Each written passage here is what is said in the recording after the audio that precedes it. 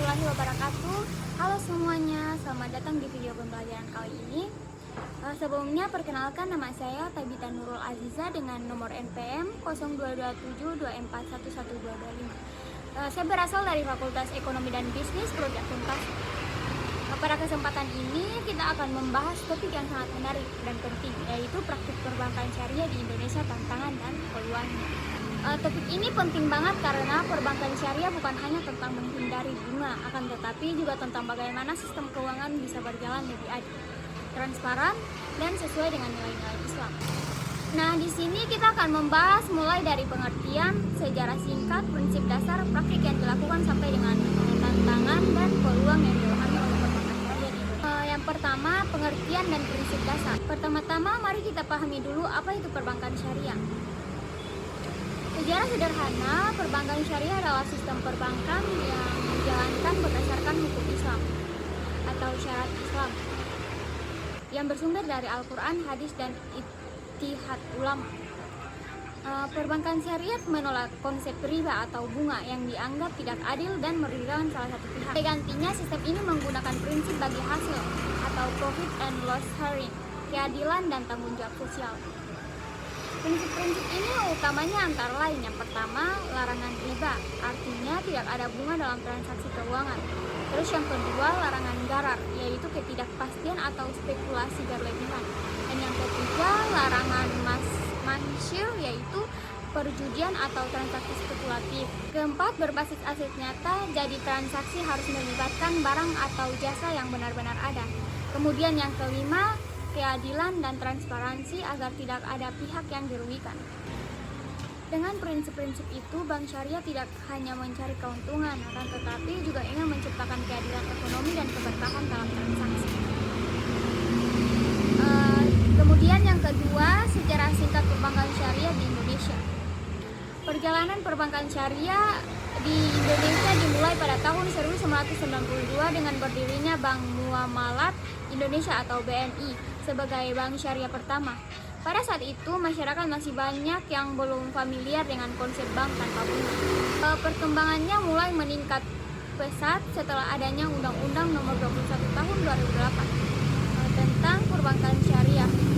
Undang-undang ini memperjelas dasar hukum dan memberikan ruang yang lebih luas bagi pertumbuhan bank syariah. Kemudian pada tahun 2021, pemerintah melakukan langkah besar dengan menggabungkan 3 bank syariah BUMN, yaitu BRI Syariah, BNI Syariah, dan Mandiri Syariah, menjadi satu entitas besar bernama Bank Syariah Indonesia atau BSI. Ini menjadi tonggak penting karena sejak saat itu perbankan syariah semakin dikenal luas dan punya kapasitas lebih kuat dan bersaing. Yang ketiga, praktik dan produk perbankan syariah. Perbankan syariah memiliki berbagai produk dan layanan, sama seperti bank konvensional, tapi dengan akad dan prinsip yang berbeda. Mari kita bahas satu persatu dengan contoh agar lebih mudah dipahami. Perbankan syariah memiliki berbagai produk dan layanan, sama seperti bank konvensional, tapi dengan akad dan prinsip yang berbeda. Mari kita bahas satu persatu dengan contoh agar lebih mudah dipahami. Contoh yang pertama, penghimpunan dana bank syariah. Menghimpun dana dari masyarakat melalui yang pertama, tabungan syariah dengan akad muharabah, di mana nasabah sebagai pemilik dana dan bank sebagai pengelola. Keuntungan dibagi sesuai nisbah yang disepakati.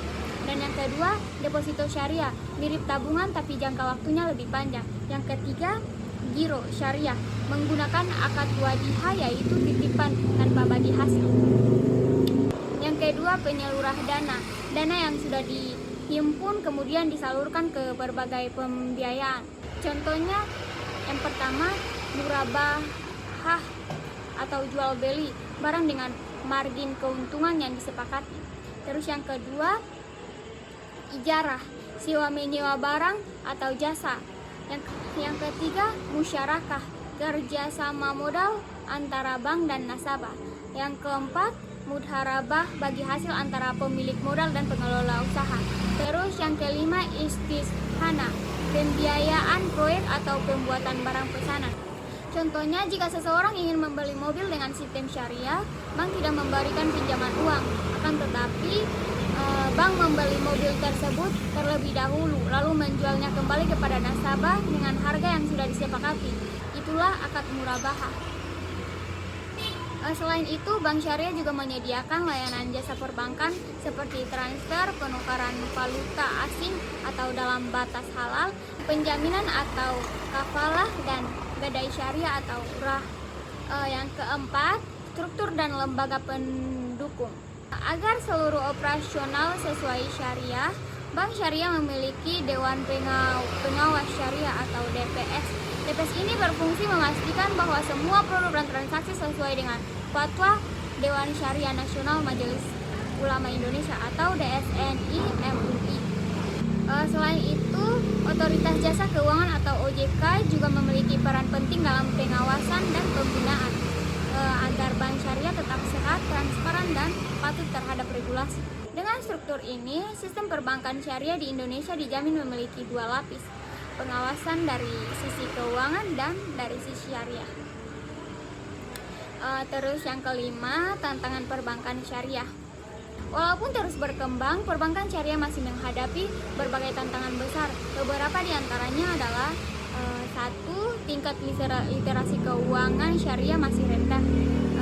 Banyak masyarakat yang belum paham bagaimana sistem syariah bekerja, sehingga masih ragu untuk beralih dari bank konvensional. Yang kedua, skala usaha yang lebih kecil dibanding bank konvensional. Market share bank syariah di Indonesia masih sekitar 6-8% dari total aset perbankan nasional. Artinya sebagian besar dana masih dikuasai bank konvensional. Kemudian yang ketiga, kurangnya SDM yang ahli di bidang ekonomi Islam. Dunia perbankan syariah butuh banyak tenaga kerja yang tidak hanya paham keuangan modern, akan tetapi juga paham muamalah.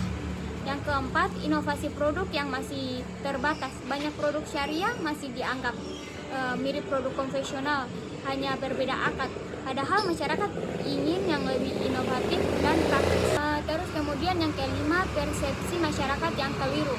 Masih banyak yang mengira bahwa bank syariah sama saja dengan bank biasa, hanya diberi label syariah. Padahal sistemnya benar-benar berbeda, mulai dari sumber keuntungan, resiko, sampai cara pengelolaan dana. Yang keenam, peluang besar perbankan syariah. Di balik tantangan-tantangan tadi, ada banyak peluang emas yang bisa membuat perbankan syariah semakin maju. Yang pertama, Indonesia adalah negara dengan penduduk muslim terbesar di dunia. Artinya potensi pasar syariah sangat luas, mulai dari nasabah, individu, UMKM, dan hingga lembaga besar. Yang kedua, dukungan penuh dari pemerintah.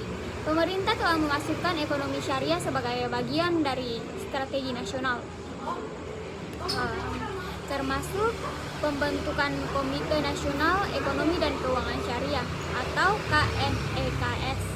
Yang ketiga, pertumbuhan sektor ekonomi halal, dari makanan, fashion, pariwisata halal, hingga industri kosmetik halal. Semua ini membutuhkan layanan keuangan syariah yang kuat. Terus kemudian yang keempat, digitalisasi dan fintech syariah.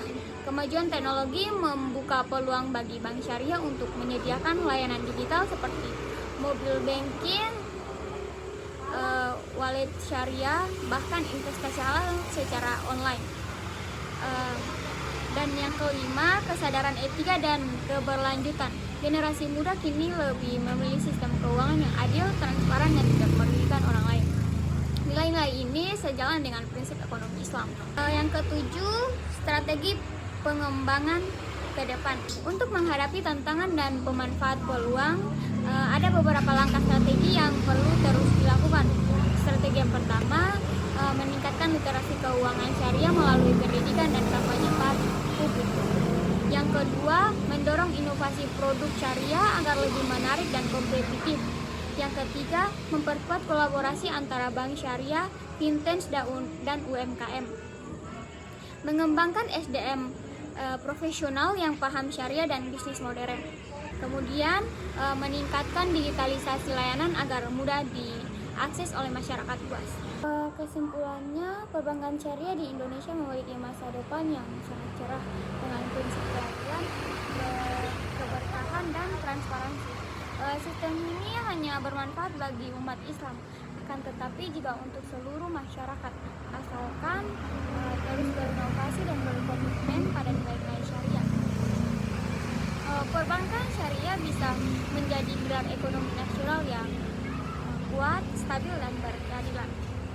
Terima kasih sudah menonton sampai akhir. Semoga penjelasan ini bermanfaat dan bisa menambah wawasan kita semua tentang pentingnya perbankan syariah di Indonesia. Wassalamualaikum warahmatullahi wabarakatuh.